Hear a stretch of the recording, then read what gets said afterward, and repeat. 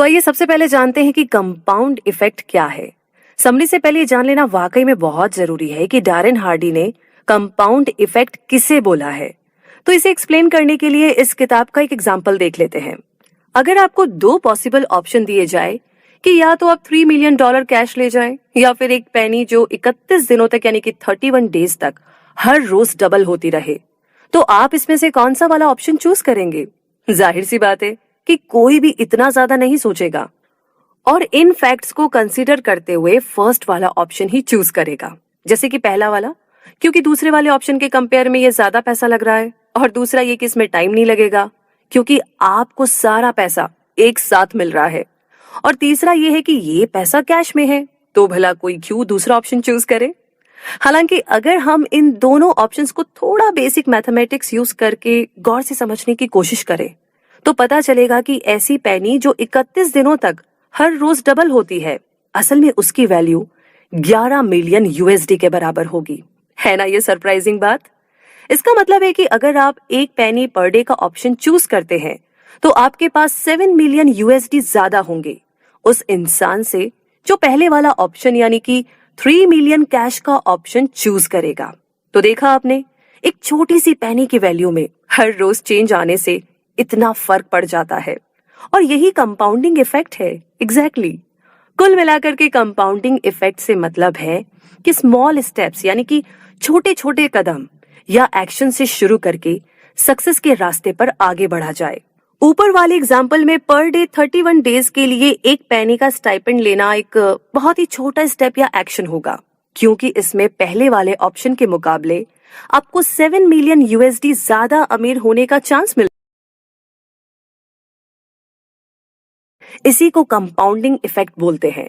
और compounding effect के बारे में एक अच्छी बात यह भी है कि इसे आप कहीं भी यूज कर सकते हैं। जैसा कि आगे ऑथर ने अपनी लाइफ का एक एग्जाम्पल दिया है, एक स्टोरी शेयर की है। इस किताब को पढ़ने से पहले मुझे याद है कि अपनी यंग एज में जब मैं अपना पहला मोबाइल फोन परचेज करना चाहता था तो उसके लिए पैसे बचाने के चक्कर में मैंने कितना स्ट्रगल किया था। आपको ये मजाक लग रहा होगा, है ना?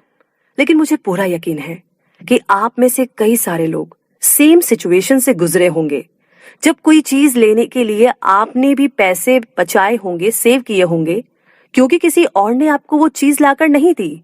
मेरे केस में मुझे पूरे साल भर तक अपनी पॉकेट मनी का 70% बचा करके रखना पड़ता था, जिसका मतलब था कि मैं अपने पैसे से पूरा एंजॉय नहीं कर पा रहा था। कोई पार्टी नहीं, कोई नए जूते नहीं, कपड़े नहीं। वैसे मैं आपको बता दूं कि मैं एक शू फ्रीक हूं, मतलब मुझे बहुत शौक है नए नए जूते पहनने का। बाहर खाना सब कुछ बंद, मगर मैंने अपना गोल अचीव करने के लिए ये सब कुछ मैनेज किया। आखिर इतना तो वर्थ करता था अपने फेवरेट फोन के लिए। और आखिरकार जब मैंने वो फोन खरीदा तो अपने दोस्तों में मैं पहला था जिसके पास खुद का एक फोन था। आपको शायद मेरी स्टोरी थोड़ी फनी लग रही होगी ना, लेकिन अपना गोल अचीव करने के लिए मैंने सिंपली, एकदम आसान भाषा में बोलूं तो, कंपाउंड इफेक्ट लॉ को अप्लाई किया था। मैंने एक बड़े गोल यानी कि फोन के लिए बिट्स में पैसे बचाए। आपने क्या खरीदने के लिए पैसे बचाए थे वैसे? फोन, लैपटॉप, कार, कोई प्रॉपर्टी या कोई बिजनेस शुरू करने के लिए? चाहे आपने जिस भी चीज के लिए पैसे बचाए हो, यहां आपने कंपाउंडिंग इफेक्ट का लॉ अप्लाई किया है। तो आइए अब जानते हैं the big idea of compounding effect के बारे में। हो सकता है कि कंपाउंडिंग इफेक्ट आपको थोड़ी टेक्निकल चीज लग रही हो, तो इसीलिए हम इसे थोड़ा ब्रेक करके समझने की कोशिश करेंगे कि इसके पीछे एग्जैक्टली क्या है। तो हम बताते हैं इसके पीछे बेसिक आइडिया ये है कि कुछ स्मॉल मगर स्मार्ट डिसीजन जो हम एक पीरियड तक लेते रहते हैं, वो दरअसल लार्ज और शॉर्ट चेंजेस से ज्यादा सब्सटेनियल होते हैं। अब हम इसका एक एग्जाम्पल लेकर देखते हैं। मान लीजिए 3 दोस्त हैं, फ्रेंड ए, फ्रेंड बी और फ्रेंड सी।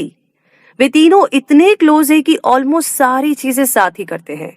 उनको पार्टीज वगैरह अटेंड करने का शौक है क्योंकि उनके पेरेंट्स काफी रिच है, इसीलिए वो तीनों यंग और रेकलेस भी हैं। हालांकि एक पॉइंट ऐसा भी आता है कि जब उनकी लाइफ में ड्रास्टिक चेंज आता है। फ्रेंड ए डिसाइड करता है कि वो अब ऐसी लाइफ नहीं जिएगा। पर डे 100 कैलोरी यूज करने के साथ साथ वो मंथ में 4 किताबें तो कम से कम पढ़ेगा ही।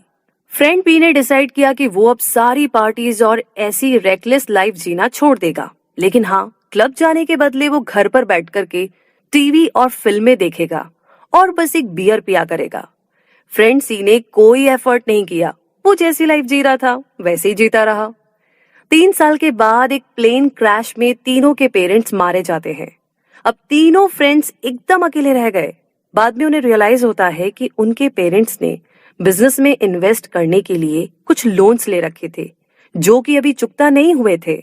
इसीलिए इन्वेस्टर्स अपना पैसा वसूल करने के लिए उन तीनों की सारी प्रॉपर्टी बेच देते हैं। अब ना तो उनके पास पैसा रहा और ना ही पेरेंट्स जो उनके खर्चे पूरे करते थे। अब आप ही बताइए कि इन तीनों में से कौन है जो सरवाइव करेगा? वो होगा फ्रेंड ए, क्योंकि उसने इतनी सारी कैलोरीज लॉस्ट की है तो अब तक वो काफी फिट हो गया होगा और 3 सालों से वो हर महीने 4 बुक्स पढ़ता रहा है, तो उसके पास अब नॉलेज भी ज्यादा होगी। फ्रेंड भी फेंस पे होगा क्योंकि 3 साल तक टीवी और फिल्में देख देख करके शायद उसने कुछ तो सीखा ही होगा कि हार्ड टाइम में कैसे सरवाइव करे।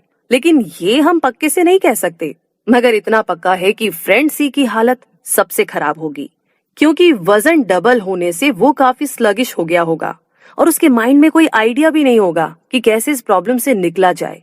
ऐसी हालत में वो हेल्प के लिए अपने बाकी दोनों दोस्तों या किसी और दोस्त के पास ही जाएगा। तो यहाँ पर क्या हुआ?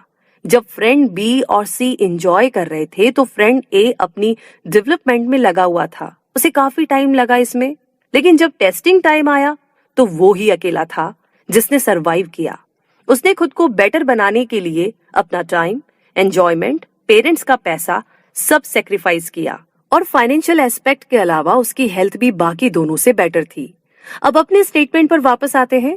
इस स्टोरी के हिसाब से एक स्मॉल और स्मार्ट चॉइस होगी 100 कैलोरीज पर डे लूज करना और मंथ में एटलीस्ट 4 किताबें तो पढ़ना ही। और 3 साल बाद जो रिजल्ट मिलता है वो साबित करता है कि इस डिसीजन की सक्सेस का। तो ठीक यही चीज ना हम अपनी डेली लाइफ में अप्लाई कर सकते हैं, स्मॉल स्टेप्स लेकर के, जिसका इफेक्ट हमारे फ्यूचर पर काफी पॉजिटिव वे में पड़ेगा। तो ऊपर वाले एग्जाम्पल से सीख लेकर के, जैसा डारेन हार्डी ने किया था, हम भी फॉर्मूला प्रोपाउंड कर सकते हैं। Your decision or choice plus your action or behaviour plus repeated action plus time is equal to success. तो चलिए अब इसके हर कंपोनेंट को रेलेवेंट एग्जाम्पल से समझते हैं।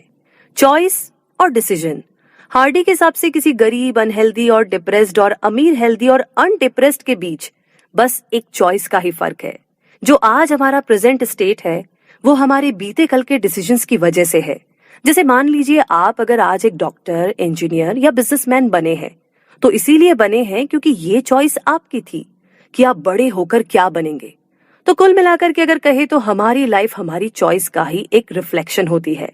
अब जैसे मान लीजिए आज आप थोड़ा वेट लूज करने का डिसीजन लेते हैं तो आपके फ्यूचर में यही रिफ्लेक्ट होगा कि आपने वेट लूज किया है और लोग आपसे इस तरीके के सवाल पूछेंगे, अरे आप तो स्लिम लग रहे हैं, क्या आपने वजन कम किया है? वाओ, अब आप पहले से ज्यादा स्लिमर लग रहे हैं। अब भला उन्हें कैसे पता होगा कि वेट लूज करने का डिसीजन आपने बहुत पहले ही ले लिया था? उन्हें तो बस आपका प्रेजेंट दिखेगा, क्योंकि आप अपनी चॉइस के फिजिकल रिप्रेजेंटेशन बने हैं। एक कहावत है कि आपकी सक्सेस उन बहुत सारे गुड डिसीजंस का प्रोडक्ट है जो आपने लिए थे, जबकि फेलियर उन गुड डिसीजंस का प्रोडक्ट है जो आप ले नहीं पाए थे। तो अपनी लाइफ को इम्प्रूव करने के लिए आपके डिसीजन मेकिंग में भी इम्प्रूवमेंट होना बहुत जरूरी है। और यहाँ पर ऑथर बताते हैं आगे कि वो एक गुड डिसीजन तभी ले पाते हैं जब वो कॉन्शियस और क्रिटिकल थिंकिंग करते हैं। उन्हें नहीं पता ये आपके साथ होता है या नहीं, मगर उन्हें ये याद है कि बचपन में उन्होंने कुछ चीजें ऐसी की थी जिनके बारे में सोचकर ही उन्हें अजीब लगता है। वो सोचते हैं कि मैंने ऐसा कर कैसे लिया था। क्या आप कुछ रिलेट कर पा रहे हैं? तो ऑथर बताते हैं कि एक बार मैंने एक बच्चे पर पत्थर उठा करके फेंक दिया था क्योंकि वो मुझे चिढ़ा रहा था, लेकिन उस बच्चे पर लगने के बजाय वो पत्थर एक कार की स्क्रीन पर जाकर लगा। मुझे पता था कि वहां पर कई सारी कार खड़ी थी, लेकिन पत्थर फेंकने से पहले मैंने ये सोचा तक नहीं कि इसका अंजाम क्या होगा। मेरे गुस्से में लिए गए इस डिसीजन से उस दिन मुझे काफी प्रॉब्लम भी फेस करनी पड़ी। मैं जिस बात को एम्फेसाइज करना चाहता हूँ वो ये है कि कोई भी अच्छा डिसीजन या चॉइस बनाने से पहले थोड़ा टाइम निकाल करके ना उसके बारे में अच्छे से सोच विचार कर ले तो बेहतर होगा। एनालाइज करें कि उसके एडवांटेजेस और डिसएडवांटेजेस क्या होंगे। अगर मैं ये स्टेप लेता हूँ तो क्या ये मेरे फेवर में होगा? ऐसे कई सारे सवाल आपके दिमाग में आएंगे जिनका जवाब आपको देना है। खुद से सवाल करें और खुद ही जवाब ढूंढें। तो सच तो ये है कि बहुत सारे लोगों को आज अगर किसी बुरी हालत में आपको 2 पॉसिबल ऑप्शन दिए जाए तो $3 मिलियन कैश में या 1 सेंट जो हर रोज 31 डेज तक डबल होता रहेगा, तो आप कौन सा ऑप्शन चूज करेंगे? चलिए साथ मिलकर के इसे एनालाइज करते हैं। अज्यूम कीजिए कि आप एक पेनी पर डे पेमेंट करते हैं और मेरा एट वंस $3 मिलियन का पेमेंट है, तो नेक्स्ट डे आपके पास 2 सेंट्स होंगे, जबकि मेरे पैसे 3 मिलियन से कम होंगे क्योंकि मैंने उसमें से कुछ खर्च कर लिए हैं। और अगर मैं महाकंजूस निकला तो 20वें दिन भी मेरे $3 मिलियन है, जबकि आपके पास अब तक $5,000 हो जाएंगे। 31वें दिन आपका 1 सेंट अब $10 मिलियन तक पहुंच चुका होगा, जबकि मेरे पास 3 मिलियन से बचा पैसा होगा।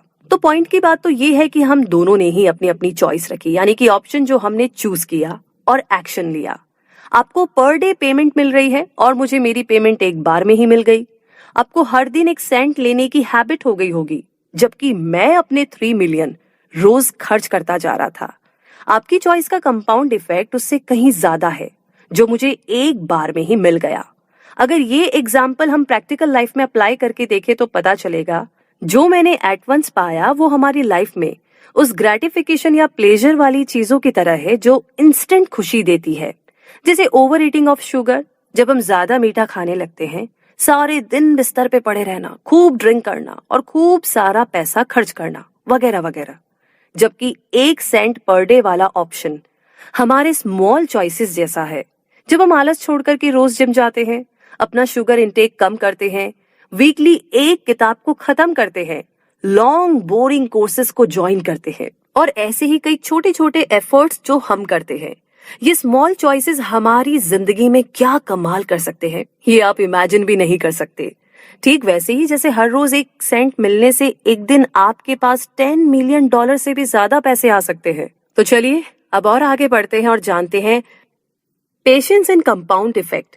पेशेंस वो चीज है जिससे आप कंपाउंड इफेक्ट का रिजल्ट हासिल कर सकते हैं और अपनी डिजायरेबल चीज पाने के लिए लंबे टाइम तक वेट कर सकते हैं।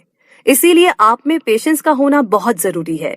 जिस इंसान ने 1 सेंट पर डे वाला ऑप्शन चुना, उसे ये सारा पैसा एक दिन में नहीं मिला, बल्कि उसे लंबा वेट करना पड़ा। यही बात हमारी जिंदगी की ज्यादातर चीजों पर भी अप्लाई होती है।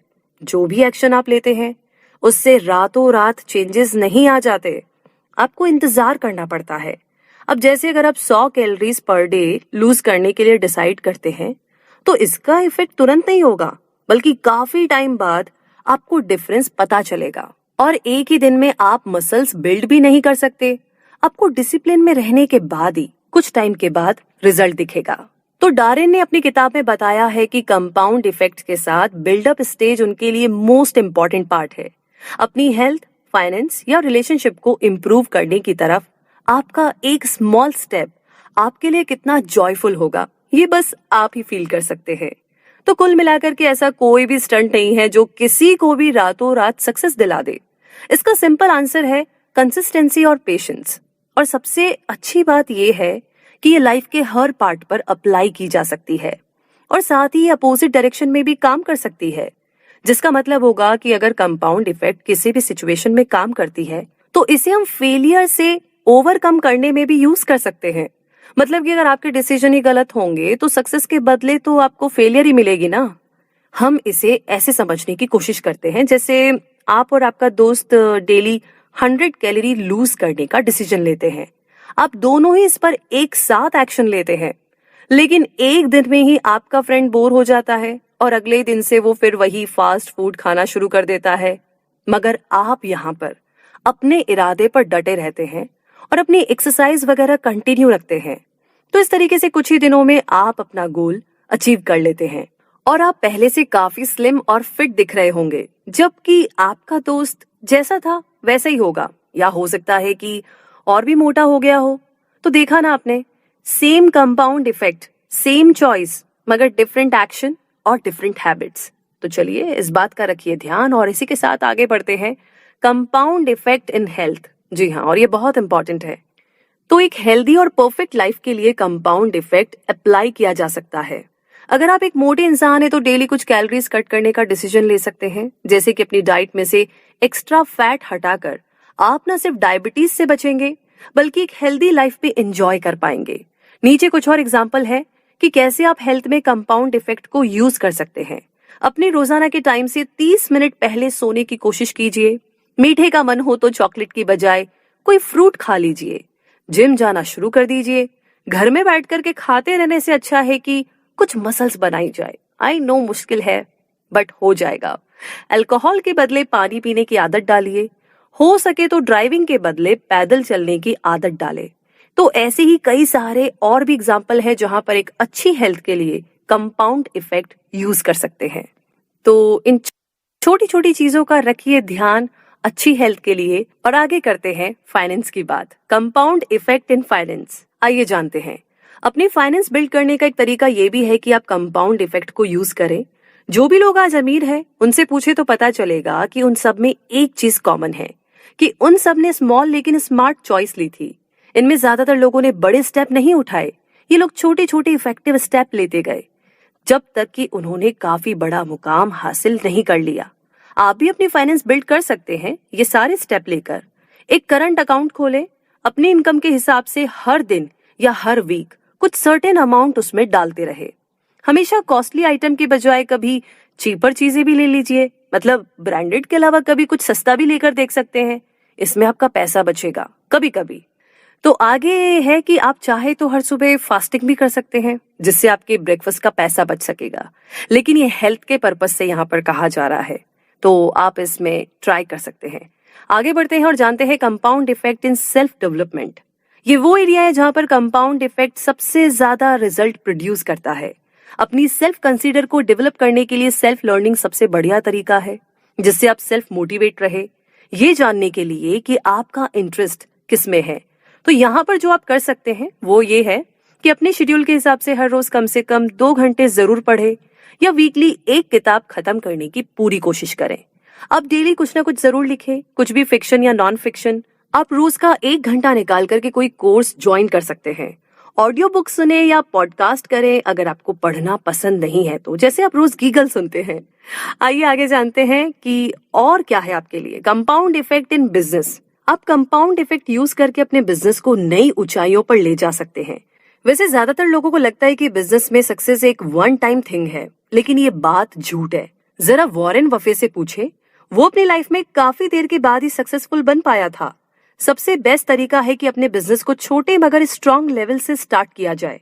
इसके लिए आप कोई बिजनेस का कोर्स कर सकते हैं, लेक्चर अटेंड कर सकते हैं या फिर ट्रेनिंग भी ले सकते हैं, किताबें पढ़ सकते हैं, अपने लिए माइलस्टोन सेट कर सकते हैं, खुद को प्रोफेशनल्स के साथ रिलेट कर सकते हैं।